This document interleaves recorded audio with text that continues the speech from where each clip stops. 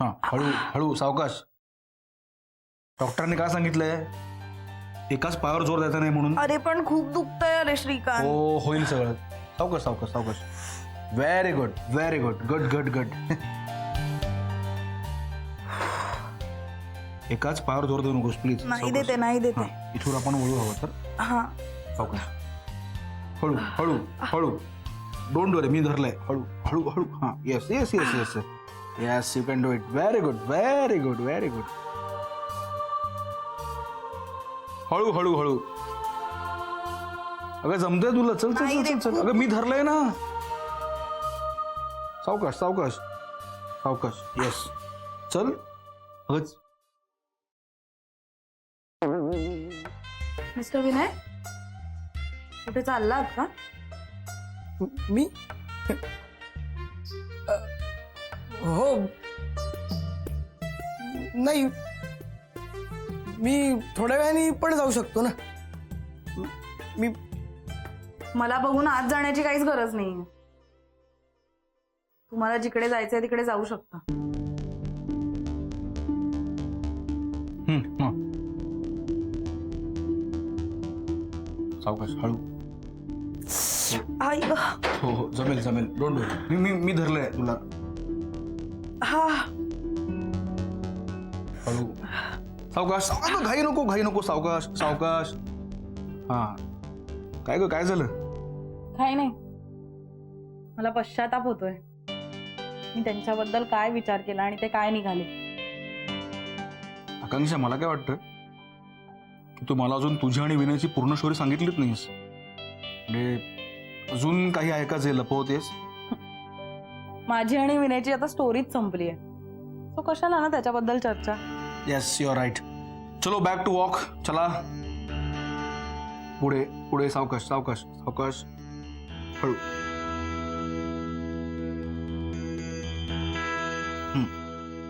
Very good very good very good. Yes, correct. जमतंय तुला, जमतंय. हळू हळू. हां, पटकन बोला, काय बोलायचं आहे? तर बघा, जी काही माफी वगैरे मागायची असेल ना, ती पटापट मागा माझ्याकडे. आणि तुम्ही एकटे? ती आकांक्षा कुठे? काढून टाकला का कामावरून? तुम्हाला पण सॉलिड तंबी मिळालेली दिसते. बाहेर गेला ना बॉसने, म्हणूनच हे असं केविल वाणं होऊन मला इथे माफी मागायला बोलवलं.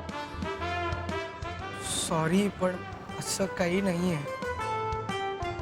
मला सांगा, तुम्हाला लग्न का करायचं नाहीये? What nonsense. तुम्हाला कोणी सांगितलं मला लग्न बऱ्याच करायचं? दिवसापूर्वी केवढी थंडी होती, तेव्हा लाईट गेले असते ना, काही वाटलं नसतं. पण आता देवा, काय उकडतंय. शी, राहत नाहीये. पंखा एसीची काय सवय झाली ना आपल्याला. वातावरणाशी एकरूप व्हायची ना आपली सगळी क्षमताच नष्ट झाली आहे खरंच. आई, तुला असं वाटत नाही ते हे मुद्दाम करतायत? खरं सांग. त्यांना मी स्वच्छतेवरून बेशिस्तीवरून बोलतो म्हणून ते माझा राग करतायत, सूड उगवतायत. तुला उष्माघाताचा त्रास होतोय का रे? काय बोलतोयस तू? हे मुद्दाम का करतील ते? आणि तुझ्यावर राग असला पण आम्ही दोघी पण आहोत ना इथे. नाही म्हणजे आमचा विचार करतीलच की नाही ते. तुला त्रास द्यायला आमचा बळी नक्कीच देणार नाही ते. घे घे. हा, म्हणजे ते मला त्रास देऊ शकतात हे तुला पटतंय? तू हे घे आणि गार हो, जरा शांत हो. नाही ना, तू मान्य करू नको काही. पण तुला मी बेट लावून सांगतो बघ, ते येतील ना तेव्हा हात हलवत येतील बघ. त्यांनी मुद्दाम काम केलं नसेल. माझं चुकलं. मी जायला हवं होतं इलेक्ट्रिसिटी बोर्ड मध्ये. जनमन जनमन तेरे दोन. अरे काय रे, असे बाहेर काय उभ्यात? ते काय टाइमपास नाही. मोबाईल दे ना जरा. मोबाईल दे ना. दे रे ते.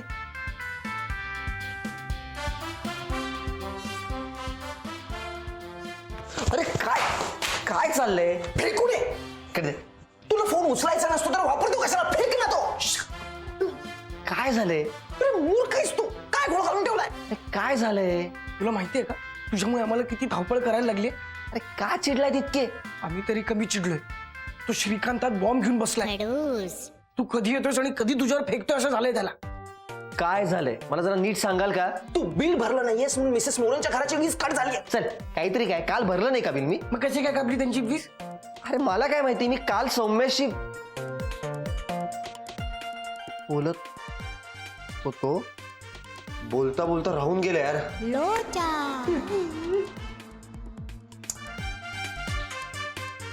काय आता काय, आता त्यांना 2 कापसाचे बोळे घाल आणि त्या डोनांच्या शिव्या खायला तयार हो. 3 जण आज काळोखात बसले. कसं कसं शक्य आहे सुम्या? काळो काय का अमेरिकेत आता सकाळ आहे की नाही? काय फालतू प्रश्न सांगतो. अरे यार चल आता ते पण तोडशी. मिरची पावडर टाकते रे. अगं अगं अगं सांभाळून केवढी टाकतेस? उगाच भाजी तिखट व्हायची. श्रीकांतच्या जिभेचा तिखटपणा आधीच वाढलाय, त्यात आणखी भर नको पडायला. बस. काकू पेपरनी वारा घालून घालून श्रीकांतचा हात दुखायला लागलाय, म्हणून आता पेपर समोर मान हलवतोय. काय करू आता मी याचं? अगं हे आले, हे बघ. काय झालं माझं ते? श्रीकांत एक्स्ट्रीमली सॉरी, तुम्हाला माझ्यामुळे हा त्रास विनाकारण सहन करावा लागतोय. याची जाणीव झाली तुला? वा, बरं वाटलं. खडूस. आई आपल्याकडे पेढे आहेत का ग? नाही वाटले असते ना आनंदात सुमितला जाणीव झाल्याच्या. श्रीकांत मी तुझा राग समजू शकतो, पण मी मुद्दामून नाही केलेलं. अरे मी कालच बिल भरणार होतो, पण काय झालं की मला एक फोन आला आणि फोनवर बोलत होतो मी आणि बिल भरलंच गेलं नाही हे माझ्या लक्षात नाही आलं. मी मुद्दामून नाही केलेलं काकू हे. माहितीये रे बाळा, म्हणजे तू म्हणाला असतास ना मी मुद्दाम केलं तरी माझा विश्वास नसता बसला. बरं ठीक आहे, मान्य आहे. मग ते इलेक्ट्रिसिटी बोर्डात गेला तिकडे काय घडलं होतं?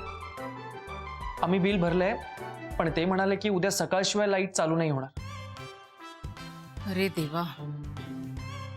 म्हणजे आम्ही त्यांना खूप रिक्वेस्ट केली, पण ते म्हणजे आता इथे अंधारात राहण्याशिवाय दुसरा पर्यायच नाही आपल्याकडे. अरे तसं कशाला? तुम्ही आमच्याकडे चला ना, इथे काळोखात कसे राहणार आहात? हा हो चला ना आमच्याकडे प्लीज. नाही, तुमच्या उपकाराची काही गरज नाही आम्हाला. तुझ्या चुकांमुळे गेले काही दिवस खूप सहन केलं आम्ही, पण आता नाही. आता तर अजिबातच नाही. हे तुम्हाला पण कळलं पाहिजे ना, तुमच्या अशा बेजबाबदार वागण्याचा इतरांवर काय परिणाम होतो ते. त्यांना कधी सहन करायला लागतं ते, त्यांना किती त्रास होतो ते. तुम्ही ना एकदा आमच्यासारखं काळोखात राहून बघा. नाही नाही राहाच म्हणतोय मी.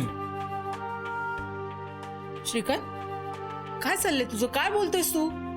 ते का म्हणून राहतील काळोखात? आणि सुमित म्हणतोय ना त्यांनी सगळं मुद्दाम नाही केलंय, मग का शिक्षा आहे त्यांना? पण आई शिक्षा का नको?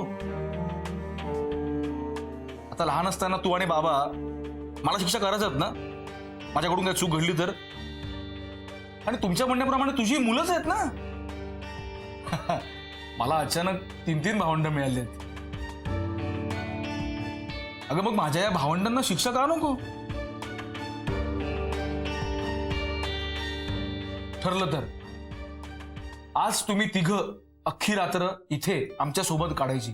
शैतान जिंदाबाद. काळोखात. श्रीकांत हे अति होतंय. हा काकू ठीक आहे श्रीकांत, तुझं ह्यामुळे समाधान होणार असेल तर आम्ही थांबायला तयार आहोत. ठीक आहे काकू, मी थांबतो तुमच्या बरोबर. काय अरे राघव, आम्ही आलोच का? पाहिलं साई त्यांना किती इगो आहे ते. म्हणजे आपल्याला अंधारात ठेवलं आणि राहा म्हटलं तर निघून गेले ते.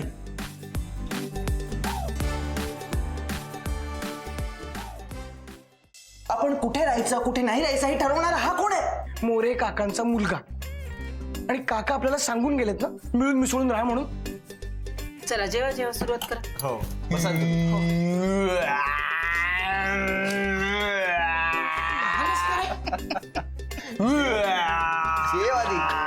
ही पनिशमेंट आहे. आपण इथे कॅन्डल लाईट डिनर करायला जमलेलो नाही आहोत.